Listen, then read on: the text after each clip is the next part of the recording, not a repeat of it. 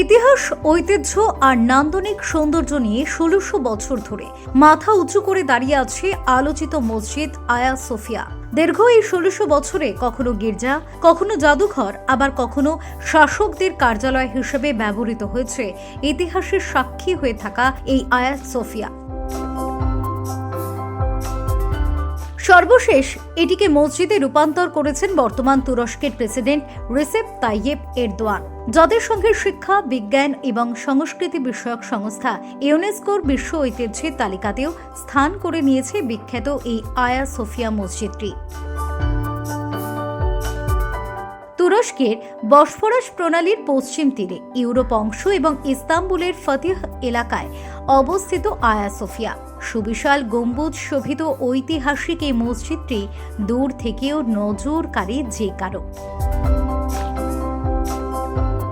সুবিশাল এই স্থাপনাটি এক কক্ষ বিশিষ্ট, স্তরে স্তরে সাজানো সোনালী গম্বুজগুলিকে ধরে রেখেছে সুউচ্চ পিলারগুলি। এসব পিলারের ওপর খোদাই করা বিভিন্ন শিল্পকর্ম আর গম্বুজকে ঘিরে ঝুলে থাকা চোখ ধাঁধানো ঝাড়বাতি মুগ্ধ করবে আপনাকেও। মসজিদটির বিভিন্ন স্থানে খোদাই করে বসানো হয়েছে পবিত্র কোরআনের আয়াত। এর সামনের অংশে নারী পুরুষের জন্য রয়েছে পৃথক নামাজের জায়গা। আবার নামাজ শেষ হলে সর্বধর্মের নারী, পুরুষ এবং শিশুদের ইচ্ছে মতো আনন্দে মেতে উঠতেও দেখা গিয়েছে আয়া সোফিয়ায়। প্রতিদিন এই মসজিদের সৌন্দর্য নিজ চোখে উপভোগ করতে বিশ্বের বিভিন্ন প্রান্ত থেকে ছুটে আসেন হাজারো দর্শনার্থী। ইতিহাস বলছে, বাইজেন্টাইন সম্রাট জাস্টিনিয়ানের নির্দেশে ৫৩২ খ্রিস্টাব্দে নির্মাণ শুরু হওয়া এই ইমারত নির্মাণের সময় লাগে প্রায় ৫ বছর। এরপর ৫৩৭ থেকে ১২০৪ খ্রিস্টাব্দ পর্যন্ত অর্থোডক্স গির্জা হিসেবে ব্যবহৃত হয়েছিল আয়া সোফিয়া। কিন্তু ১২০৪ খ্রিস্টাব্দে চতুর্থ ক্রুসেডের সময় ক্যাথলিক খ্রিস্টানেরা অর্থোডক্স খ্রিস্টানদের রাজধানী কনস্ট্যান্টিনোপল অর্থাৎ বর্তমান ইস্তাম্বুলে আক্রমণ করে ব্যাপক ধ্বংসযজ্ঞ চালায়। সে বছর আয়া সোফিয়াকে অর্থোডক্স গির্জা থেকে ক্যাথলিক গির্জায় রূপান্তর করা হয়। এরপর ১২০৪ থেকে ১২৬১ সাল পর্যন্ত ক্যাথলিক গির্জা হিসেবে ব্যবহৃত হয়ে আসছিল এই মসজিদটি।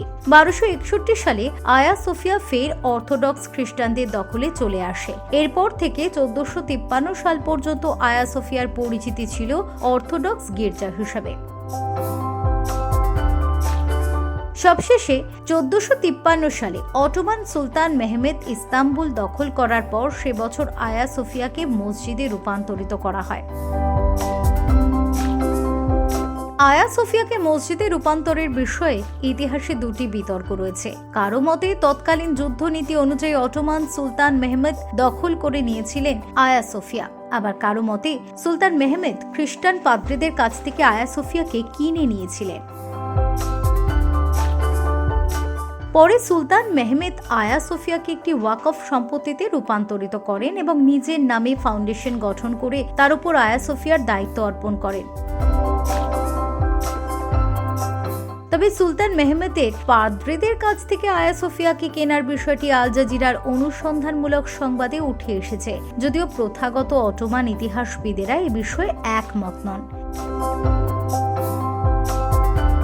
তবে সুলতান মেহমেদের পাদ্রীদের কাছে আয়া সোফিয়াকে কিনে নেয়ার বিষয়টি আল জাজিরার অনুসন্ধানমূলক সংবাদে উঠে এসেছে, যদিও প্রথাগত অটোমান ইতিহাসবিদেরা এ বিষয়ে একমত নন।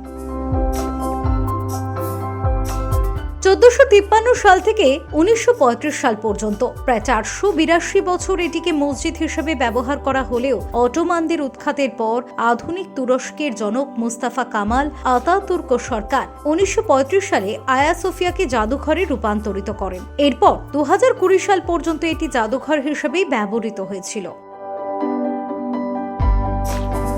প্রতিষ্ঠার পর থেকে আয়া সোফিয়াকে ৯২১ বছর গির্জা হিসেবে ব্যবহার করা হয়। আবার এটি ৪৮২ বছর ব্যবহৃত হয়েছে মসজিদ হিসাবে। এরপর ৮৫ বছর আয়া সোফিয়ার পরিচয় জাদুঘর হিসেবে থাকলেও এখন আবার মসজিদ হিসেবেই প্রতিষ্ঠা পেয়েছে।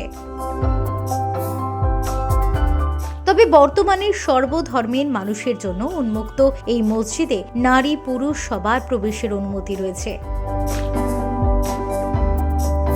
ব্যুরো রিপোর্ট, নবীন নিউজ।